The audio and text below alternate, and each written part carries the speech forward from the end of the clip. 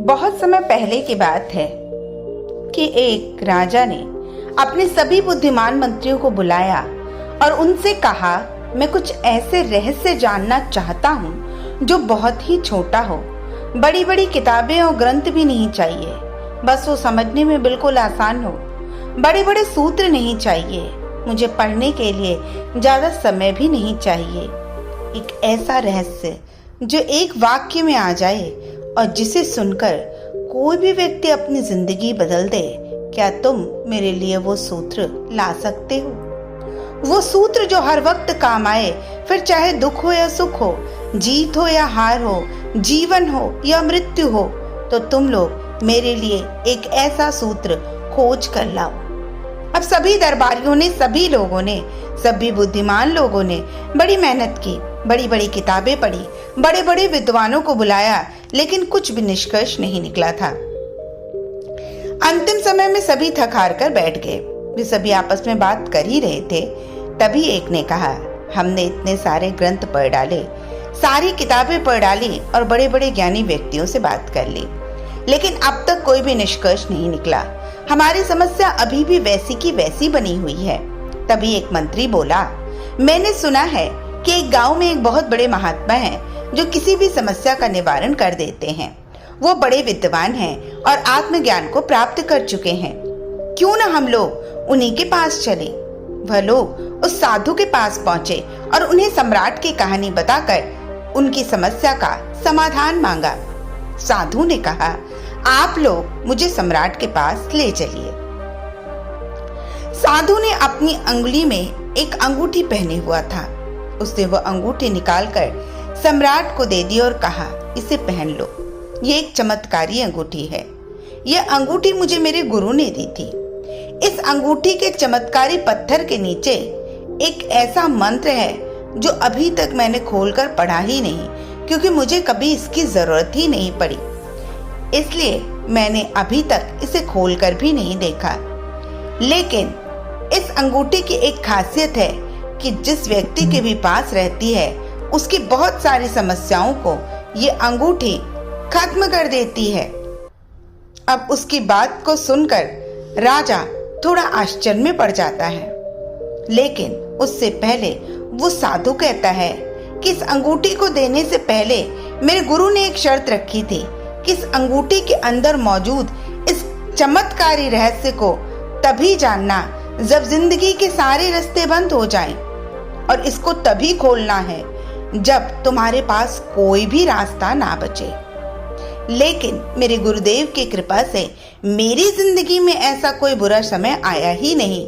शायद वो इसी अंगूठी का कमाल है, इसलिए मैंने इसे आज तक खोलकर पढ़ा ही नहीं। लेकिन इसमें निश्चित रूप से एक चमत्कारी संदेश लिखा है जो किसी भी मुश्किल स्थिति या परिस्थिति से तुम्हें बाहर निकाल सकता है और किसी भी समस्या को दूर कर सकता है। और इसे आप अपने पास रख लो, और लेकिन मेरी ये शर्त याद रखना। उसके बाद महात्मा ने उसे अपने दूसरे हाथ की उंगली से एक दूसरी बहुत खूबसूरत अंगूठी निकाल कर दी और कहा, ये अंगूठी भी मेरे गुरु ने दी थी और कहा था, जब जिंदगी में तुम बहुत खुश हो, जब जिंदगी में सारी खुशियां तुम्हारे पास हो और जब तुम्हें लगे कि अब तुम्हारे पास करने के लिए कुछ नहीं है, तब तुम इस अंगूठी के नीचे रखे हुए रहस्य को खोल कर देखना, और ये तुम्हें जिंदगी में और आगे बढ़ने में मदद करेगी। लेकिन चूंकि मैं सन्यासी हूँ और मैंने अपने लक्ष्य को जीवन में पा लिया है, मैं अपने ईश्वर के प्रति पूर्ण समर्पित हूँ, तो अब मुझे इस रहस्य को जानने की भी कोई आकांक्षा नहीं है। इसलिए ये अंगूठी भी तुम अपने पास ही रख लो।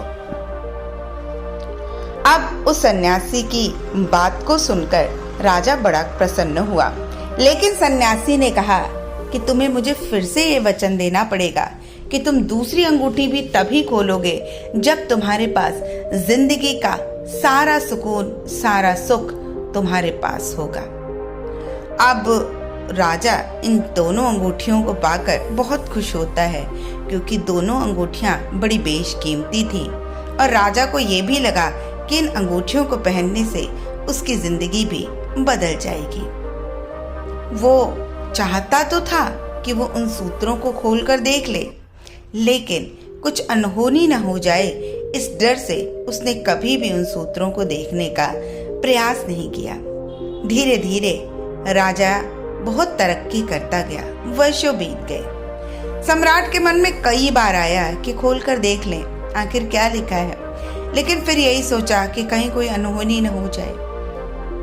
15 वर्षों के बाद जब वो बहुत बड़ा सम्राट हो जाता है, अचानक से एक भयंकर युद्ध दूसरे सम्राट से होता है और दैव योग से दुश्मन उसकी सारी संपत्ति, राजपाट हड़प कर लेते हैं। सिर्फ यही नहीं, राजा के साथ साथ उसके सभी मंत्री, सभी परिवार वालों को भी कैदी बना लिया गया था। और उसके बाद से राजा किसी तरह कुछ सैनिकों को लेकर अपनी जान बचाकर वहां से भाग निकला और एक जंगल की तरफ चले गए। दुश्मन सैनिक सम्राट का पीछा कर रहे थे, इसलिए सम्राट एक पहाड़ी घाटी से होकर भागे जा रहा था। उसके पीछे घोड़ों की आवाज आ रही थी। अचानक सम्राट ने देखा कि रास्ता ही खत्म हो गया और सामने एक बड़ी भयानक खाई थी। अब तो वहां से राजा लौट भी नहीं सकता था क्योंकि दुश्मन पीछा कर रहे थे। एक पल के लिए सम्राट तो चौंक गया कि क्या करे। फिर अचानक उसे एक साधु की दी हुई चमत्कारी अंगूठी की याद आई, जो उसने कहा था कि जब तुम्हारे ऊपर बहुत बड़ी मुसीबत आए तब तुम उसे खोलकर देख लेना। सम्राट ने अब तुरंत वो अंगूठी खोली। उस नक के नीचे से एक कागज निकला। उस कागज में एक छोटा सा वाक्य लिखा था जिसे वो पढ़कर चौंक गया। उसमें लिखा था, यह समय भी बीत जाएगा। अब वो सूत्र पढ़ते ही सम्राट के चेहरे पे खुशी आ गई। जो शरीर एकदम डर के मारे कांप रहा था वो एकदम से शांत हो गया। उसने सोचा शायद सूत्र ठीक ही कहता है, अब करने को कुछ नहीं है। और इस सूत्र ने सम्राट के भीतर सोई हुई आत्मा को जगा दिया। यह व्यक्त भी बीत जाएगा, यह पढ़ते ही उसके मन का डर ही खत्म हो गया।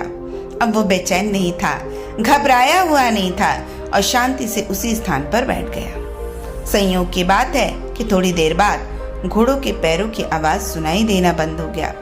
सम्राट का पीछा कर रहे सैनिक कुछ देर बाद वहां से वापस लौट गए थे, क्योंकि उन्हें सम्राट कहीं भी दिखाई नहीं दे रहा था।